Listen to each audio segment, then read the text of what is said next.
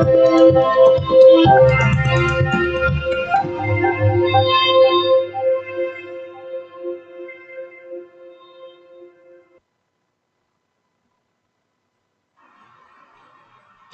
viewer, welcome to Worldview, program designed to bring you up to speed developments the world over. My name is Wangfun Walter, reaching you from Uyo, the capital city of Akwa Ibom State. Trump says US Attorney General should release any credible information on Epstein. Russian drone attack on Ukraine kills 2 people. Thousands of Afghans secretly moved to Britain after data leak. In Africa, Trump administration deports 5 migrants to Eswatini in southern Africa. First on Worldview today, we begin from the White House where US President Donald Trump has said Attorney General Pam Bondi should release whatever she thinks is credible on sex offender Jeffrey Epstein as he faces a rare backlash from supporters lambasted by some of Trump's political base after she said last week there was no evidence that Epstein kept a client's list or was blackmailing powerful figures.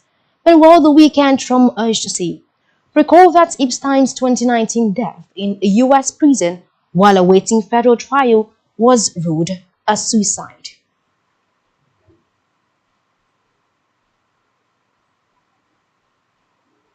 In the meantime, Trump administration says it has from the US trade representatives said it will include the Brazilian government's policies related to digital trade and electronic payment services, unfair and preferential tariffs, anti-corruption interference. The investigation seeks to determine whether they are unreasonable or discriminatory and burden or restrict US commerce.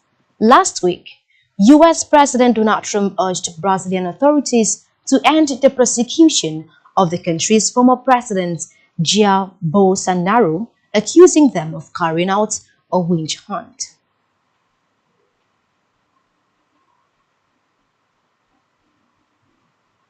Meanwhile, President Donald Trump has said that he is disappointed but not done with Vladimir Putin in an exclusive phone call with a prominent news channel.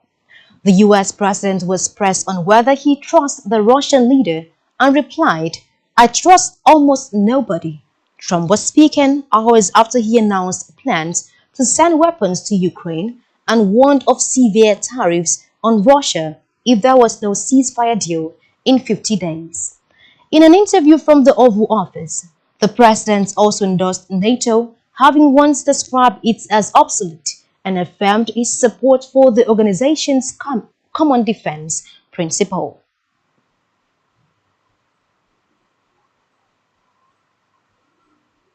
Let's move on now to Russia and Ukraine war, scene where Russian drone attacks and missile strike hit different parts of Ukraine today and killed at least 2 people.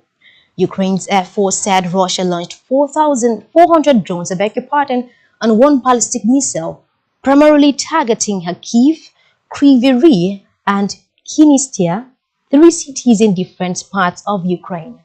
And while the Ukrainians said it had shot down most of the drones, but that 12 unspecified targets were hit by the missile and in attacks by 57 drones.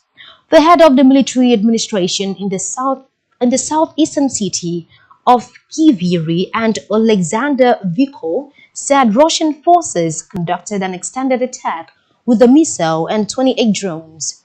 He said power and water supplies had been disrupted in some areas.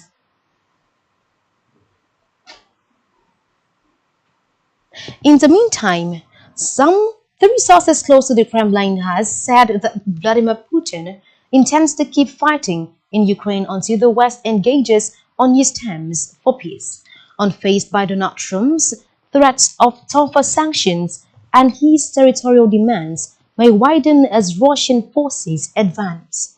The sources said that Putin, who ordered Russian troops into Ukraine in February 2022 after 8 years of fighting in country's east between separatist and Ukrainian troops, believe Russia's economy and its military are strong enough to weather any additional Western measures.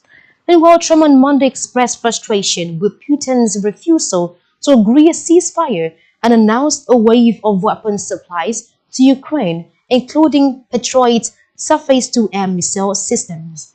He also threatened further sanctions on Russia unless a peace deal was reached within 50 days.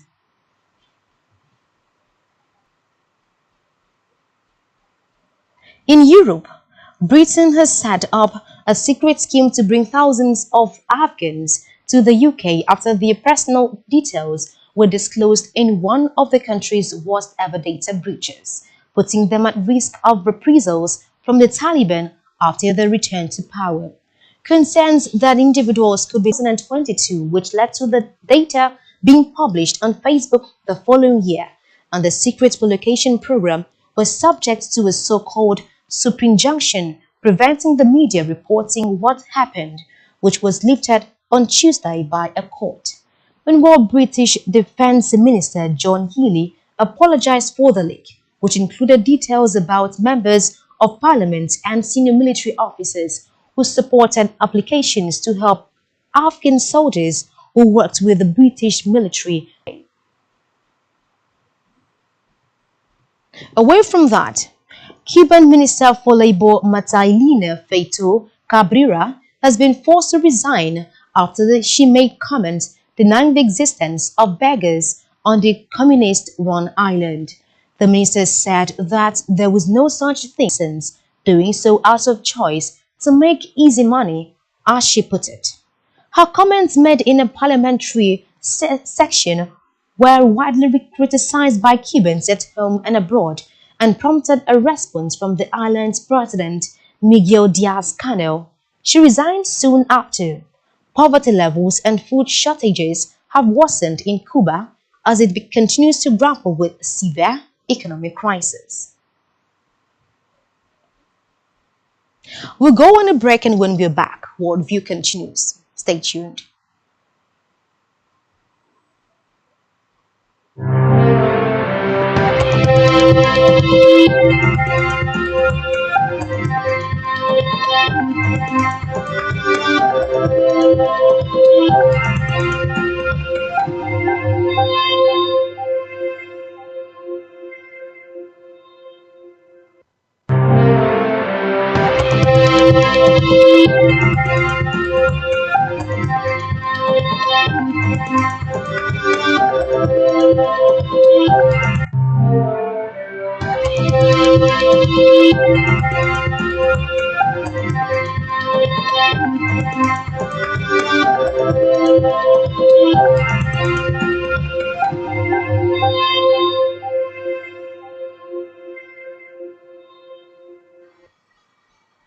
Many thanks for staying tuned. We turn to the spotlight to Africa, where a flight carrying immigrants deported from the U.S. has landed in Eswatini, the Homeland Security Department announced, in a move that follows the Supreme Court's lifting limit on deporting migrants to third countries. In a post online, Department of Homeland Security spokesperson Tricia Mack named 5 deportees from Vietnam, Jamaica, Laos, Cuba and Yemen, and said they landed in Eswatini, the Homeland Security Department announced, in a move that follows the Supreme Court's lifting limit on deporting migrants to third countries. Meanwhile, Mark Laughlin said a safe third country deportation flight to Eswatini in southern Africa has landed. This flight took individuals so uniquely barbaric that their home countries refused to take them back.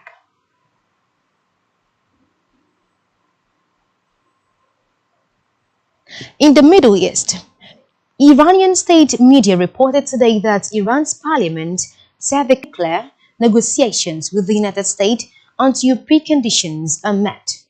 In statements, they said that when the U.S. used negotiations as a tool to deceive Iran and cover up a sudden military attack by the Zionist regime, talks cannot be conducted as before, further stating that preconditions must be set and no new negotiations can take place until they are fully met.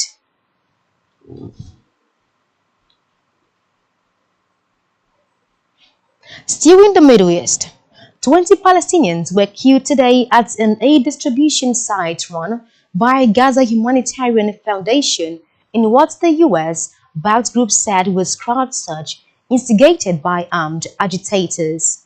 The United Nations Rights Office says it has documented at least 875 deaths over the past 6 weeks near aid sites and convoys in Gaza, the majority of them near GHF distribution point.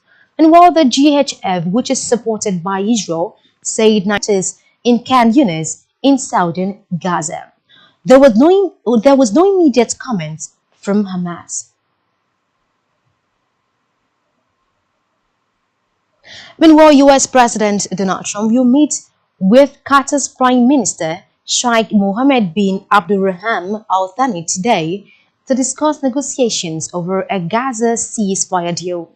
Israeli and Hamas July 6 discussing a US-backed proposal for a 60-day ceasefire that emphasizes a phased release of hostages, Israeli troop withdrawals from part of Gaza, and discussions on ending the conflict. And while US, Qatari, and Egyptian mediators have been working to secure an agreement, however, Israel and Hamas are divided over the extent of an eventual Israeli withdrawal from the Palestinian enclave. We take a look at France, where French Prime Minister François Bayrou proposed scrapping 2 public holidays on freezing most public spending as part of a 43.8 billion euro budget squeeze, he outlined. Bayrou's plan involves freezing welfare spending and tax bracket in 2026 at 2025 levels, not even adjusting for inflation, which was immediately criticized by left-wing and far-right politicians. Defense spending, however, will increase, The welfare spending freeze will likely be as unpopular for many voters as scrapping 2 public holidays, possibly Easter Monday and May 8, which commemorates the end of the Second World War II in Europe. There are simply 2 public holidays in May, and the French must get back to work that month, Bayrou said, adding that this would mean several billion euros in additional revenues for the state, as everybody would work more and produce more. Thai police have arrested a woman who allegedly had sexual relations, and videos of the act to extort money from them. The woman, whose police are calling Miss Golf, had sex with at least 9 monks, police said at a press conference on Tuesday. They believed she received